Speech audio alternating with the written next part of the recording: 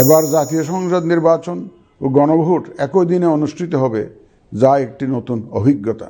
আগামী 12 ফেব্রুয়ারি অনুষ্ঠিত হতে যাচ্ছে ত্রয়োদশ জাতীয় সংসদ নির্বাচন। এবার সংসদ নির্বাচনের পাশাপাশি গণভোট একই সঙ্গে হওয়াকে সবচেয়ে বড় চ্যালেঞ্জ হিসেবে দেখা হচ্ছে। রয়েছে ঝুঁকিপূর্ণ কেন্দ্রের নিরাপত্তা ব্যবস্থা নেওয়া সহ কার্যক্রম নিষিদ্ধ আওয়ামী লীগের নেতাকর্মীদের হঠকারী মনোভাবের নিয়ন্ত্রণের বিষয়টিও। বিশ্লেষকরা বলছেন, তফসিলে ভোট গ্রহণের সময় বাড়ানো নির্বাচন কমিশনের সময়োচিত সিদ্ধান্ত। তবে ভোট গ্রহণ ও ফল গণনায় ব্যবস্থাপনার ত্রুটি হলে বড় ধরনের বিপর্যয়ের শঙ্কার কথাও জানালেন এ বিশ্লেষক। এখন সময়টা 1 ঘন্টা বাড়িয়েছে এবং ইলেকশন কমিশন হয়তো বা কোনো ভোট কক্ষে 2টা মার্কিং প্লেস করতে পারে। তারপরেও এটা একটা বড় চ্যালেঞ্জ এই কারণেই যে 1 ঘন্টা বাড়ানো মানে 9 ঘন্টা। আমি যে ধরি যে একটা পুরুষ ভোট কক্ষে 600 ভোটার এবং একটা নারী ভোট কক্ষে 500 ভোটার, তারা যদি 2 মিনিট, 2.5 মিনিট, 3 মিনিট করে সময় নেয়, তারপরে এবং যদি 80% ভোটার কেন্দ্রে আসে, তাহলেও ভোটারদেরকে অনেকক্ষণ অপেক্ষা করতে হবে এবং সেই অপেক্ষার ফলে অনেক ভোটার হয়তো ফিরেও যেতে পারে। এই একটা বড় চ্যালেঞ্জ, অর্থাৎ উপস্থিত সব ভোটারের ভোট গ্রহণ করাটা চ্যালেঞ্জ হতে পারে।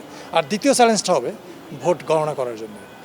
আমি যদি সর্বশেষ 2000 যে মানে গ্রহণযোগ্য ইলেকশন 2008, তখন প্রায় 7 কোটি ভোটার ভোট দিয়েছিল এবং এটা কাউন্ট করতে পরের দিন সকাল পর্যন্ত সময় লেগেছিল। এবার যদি 10 কোটি ভোটার ভোট দেয়, তার মানে 20 কোটি ব্যালট গণনা করতে হবে। আর 20 কোটি ব্যালট গণনা করতে পরের দিন না, হয়তো তার পরের দিন লেগে যাবে। এবং বাংলাদেশের যে আমাদের যে ইতিহাস, যদি ভোট গণনা দেরি হয়, তখন কিন্তু পলিটিক্যাল পার্টি প্রার্থীরা অসহিষ্ণু হয়ে ওঠে। ফলে কি হবে? তারা ভায়োলেন্স করার চেষ্টা করতে পারে। এই জন্য এখানেও ইলেকশন কমিশনকে খুব সতর্ক থাকতে হবে, আগের থেকেই কিছু মেজার্স নিতে হবে। ঝুঁকিপূর্ণ কেন্দ্রগুলোতে আইন শৃঙ্খলা বাহিনীকে বেশ বেগ পোহাতে হয়। এবারের নির্বাচনে ভোটার সংখ্যা যেমন বেড়েছে ভোট সেন্টারও। তাই অন্যান্য বারের তুলনায় এবারের নির্বাচন কতটা সুষ্ঠু করা সম্ভব হবে?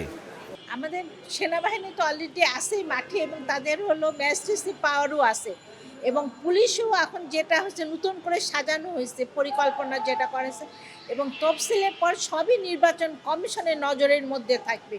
নির্বাচন কমিশন তো জানে বা সরকারও জানে যে এই সমস্যাগুলো আছে, কি অবৈধ টাকা আছে, অস্ত্র আছে, মাঠে আছে।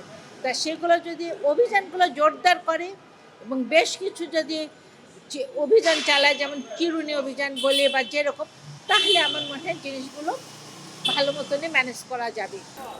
নির্বাচনের কাউন্টডাউন শুরু হয়ে গেছে। ভোট সুষ্ঠুভাবে সম্পন্ন করাই এখন কমিশনের সবচেয়ে বড় চ্যালেঞ্জ। সে চ্যালেঞ্জ মোকাবেলায় নাসিরউদ্দিন কমিশন কতটা সক্ষম, সেদিকেই নজর সবার। মাহাদি হাসান, স্টার নিউজ, ঢাকা।